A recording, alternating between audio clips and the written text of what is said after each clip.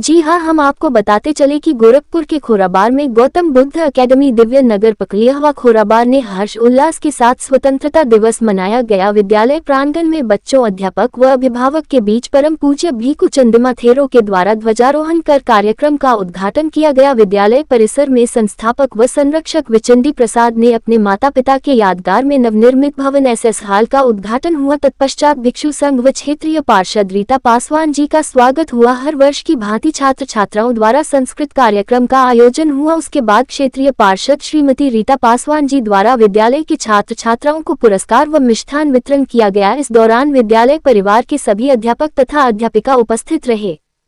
मुख्य अतिथि के रूप में आज क्या कुछ कहना चाहेंगे? मुख्य अतिथि तो मैं वहाँ कार्यक्रम में था, यहाँ तो बस केवल अतिथि हूँ। स्कूल के मुख्य अतिथि और मैं यही कहना चाहूँगा कि अपने प्रबंधक जी साथ में है, उपासिका साथ में है, ये लोग बहुत बड़ा कार्य कर रहे हैं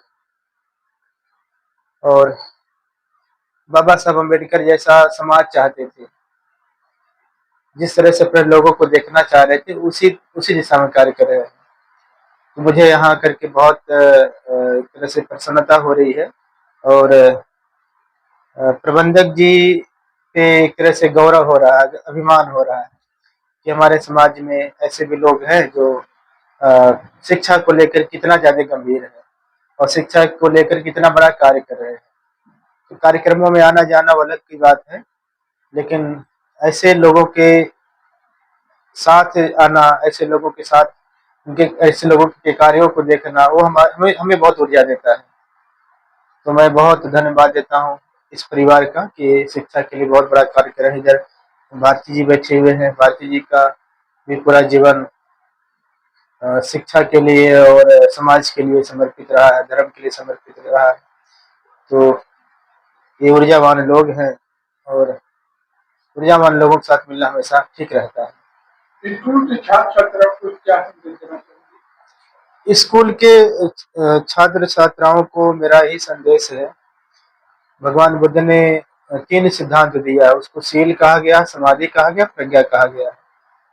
शील का मतलब अनुशासित जीवन, समाधि के मतलब मन की एकाग्रता। तो जिसका जीवन अनुशासित होता है उसी का मन एकाग्र होता है और जिसका मन एकाग्र होता है उसी को ज्ञान प्राप्त होता है। जिसका जीवन अनुशासित नहीं है उसका कभी मन एकाग्र नहीं हो सकता, शांत नहीं हो सकता, प्रसन्न नहीं हो सकता। और जिसका मन कभी शांत, प्रसन्न, एकाग्र नहीं हो सकता उसको कभी ज्ञान प्राप्त नहीं हो सकता है।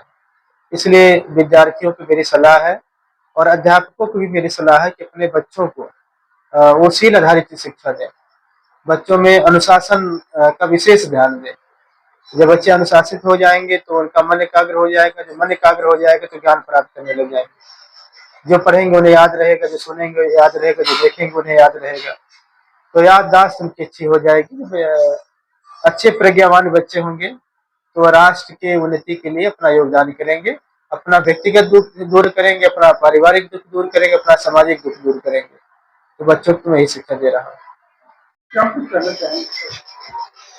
आज स्वतंत्रता दिवस का 79वां समारोह कार्यक्रम में मैं गौतम बुद्धा एकेडमी के प्रबंधक श्री विचंडी प्रसाद जी के विद्यालय में आज एज ए विशिष्ट अतिथि उपस्थित हुआ और एक शिक्षा अधिकारी होने के नाते मैं यही संदेश देना चाहूँगा कि हमारे समाज के लोग, जो बाबा साहब ने 3 मंत्र दिए थे कि शिक्षित करो, संगठित करो और संघर्ष करो, इस फार्मूले के आधार पर यदि हमारा समाज आगे बढ़ेगा तो हर क्षेत्र में उसे सफलता प्राप्त होगी। और शिक्षा ही एक ऐसा, बाबा साहब ने कहा है कि शेरनी का दूध है कि जो पिएगा वही दहाड़ेगा। तो बाबा साहब के मंत्र को जिन्होंने अपनाया, भगवान बुद्ध के धम्म को जिन्होंने अपनाया, वही आज आगे बढ़े हैं। आज जो देवी दुर्गा, ब्रह्मा, विष्णु, महेश, राम, कृष्ण के चक्कर में जिन लोगों ने पड़ा, आज वो लोग वहीं के वहीं बने हुए हैं और दलित के दलित बने हुए हैं। आज भी उनका विकास नहीं हो रहा है।